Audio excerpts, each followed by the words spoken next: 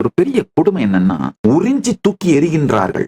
அதனாலதான் பல தடவை நான் சொல்லுவேன். எல்லாத்தையும் தூக்கி போட்டு, அந்த உள்மன கட்டு, வெளி வாழ்க்கை கட்டு இது எல்லாத்தையும் உடைச்சிட்டு 1 வருஷம் ஆயிரக்கணக்கான விஷயங்கள் உங்களுக்கு புரிபடும்யா. ஆயிரக்கணக்கான விஷயங்களை தெரிந்து கொள்ளலாம்.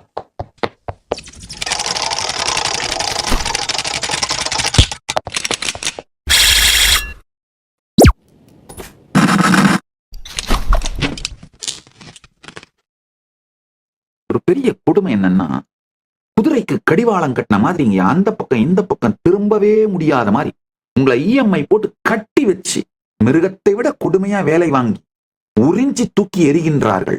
அதனாலதான் பல தடவை நான் சொல்லுவேன், ஐயா ஒரே 1 வருஷத்தை எனக்கு கொடுங்க, எல்லாத்தையும் தூக்கி போட்டு இந்த இஎம்ஐ இது இருந்தாதான் வாழ்க்கை நடக்கும், அது இருந்தாதான் வாழ்க்கை நடக்கும், நீங்க எதெல்லாம் பயத்துல ஆசை அச்சங்கிற மிகப்பெரிய கொடும் சங்கிலிகளால் உங்களை கட்டுப்படுத்தி வச்சிட்டு இருக்கீங்களோ, அந்த உள்மன கட்டு, வெளி வாழ்க்கை கட்டு இது எல்லாத்தையும் உடைச்சிட்டு 1 வருஷம் இந்தியா முழுக்க யாத்திரை பண்ணுங்க.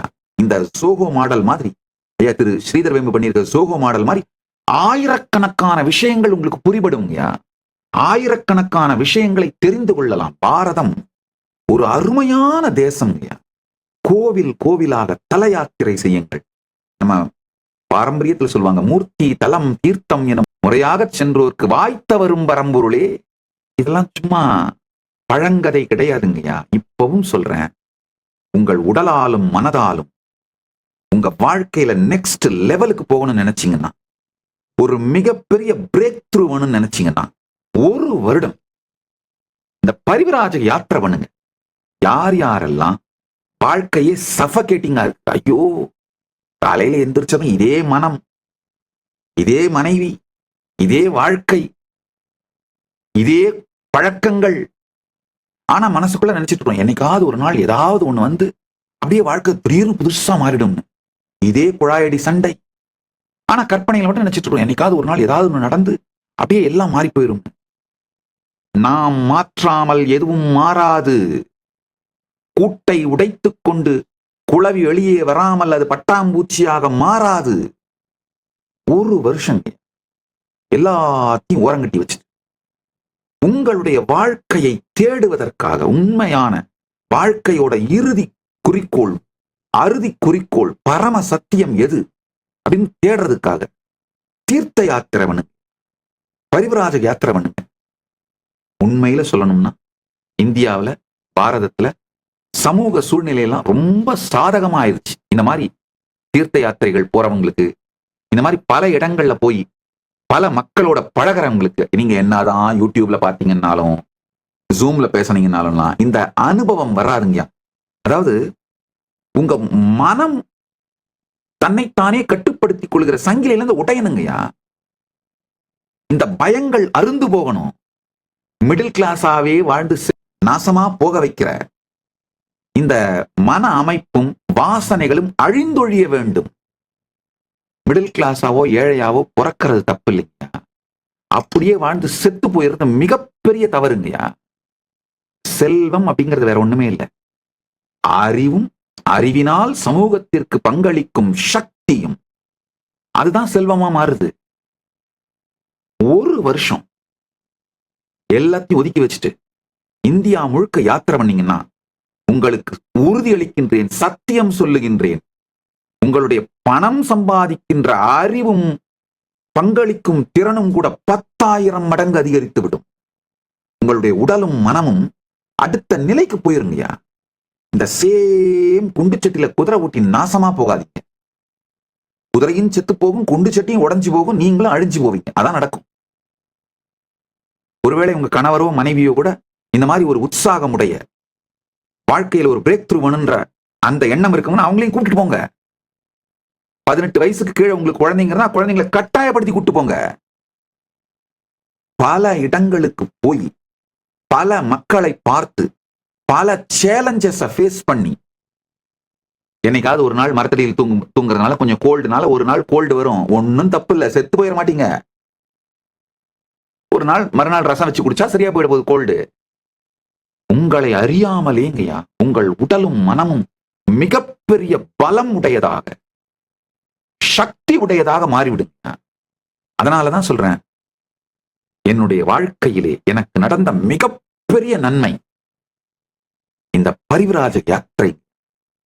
இந்தியா முழுக்க யாத்திரை பண்ண முடிந்தவரை நடந்து செல்லுங்கள். அப்ப என்ன, கிராமம் கிராமமா பார்க்கலாம். உங்க உடல் நலம், உங்க மனநலம், உங்களுடைய ஒழுங்கமைப்பு, உங்களை ஆர்கனைஸ் பண்ணிக்கிறது, இதெல்லாம் பாத்தீங்கன்னா உங்க மேல உங்களுக்கு கான்பிடன்ஸ் கொடுக்குங்கயா. அதனாலதான் இந்த ஒரு வருஷம் பரிவிராஜ யாத்திரை பண்ணுங்க. 40 வயதுக்கு உட்பட்டவராக இருந்தால் தயவு செஞ்சு பண்ணுங்க. 18 இருந்து 40 வயதுக்கு உட்பட்ட ஆணோ பெண்ணோ யாராக இருந்தாலும் தயவு செய்து ஒரு ஆண்டு எல்லாவற்றிலிருந்தும் உங்களை விடுவித்துக் கொண்டு வாழ்க்கையை தேடி தேசாந்திரம் செல்லுங்கள். ராமேஸ்வரத்திலிருந்து காசிக்கு போலாம். அந்த பக்கம் சோமநாத்ல இருந்து இங்க புரி ஜெகநாதர் வரைக்கும் போய் பார்க்கலாம். துவாரகா டு சோமநாத், இங்க ராமேஸ்வரம் டு கேதார்நாத். நீங்க ஒருவேளை வைஷ்ணவர்களா இருந்தா 108 திவ்ய தேச ஸ்தலத்துக்கு போங்க. நீங்க சாக்தரா அம்பாள் வழிபாடு செய்யறவங்களா இருந்தா 52 சக்தி பீடங்களுக்கு போங்க. உங்களுடைய கூட்டை விட்டு உடைச்சு வெளியேறினீங்கன்னா இந்த நகரமயமாக்குகின்ற உங்களை அடிமையாக்கி வைத்து யாரோ ஒருத்தன் பணக்காரன் ஆவதற்காக உங்க வாழ்க்கையை வித்துட்டு அடிமையாக்கிங்க பாருங்க, ஆதியிலிருந்து சுதந்திரம் அடைவீர்கள். ஒரு வருஷம் இந்த யாத்திரை பண்ணிட்டு வந்தீங்கன்னா நீங்க உங்க சொந்த ஊர்ல இருந்தே எத்தனை கோடி வேண்டுமானாலும் சம்பாதிப்பீங்க. முதல்ல உடல் மிகப்பெரிய பலமாயிடும். உறவுகள், இனிமையான உறவுகளை உருவாக்கி கொள்ளுகின்ற அறிவு உருவாயிடும். பெரும் செல்வத்தை ஈட்டக்கூடிய உழைப்பு, தியாகம், அறிவு இதெல்லாம் வந்துடும்.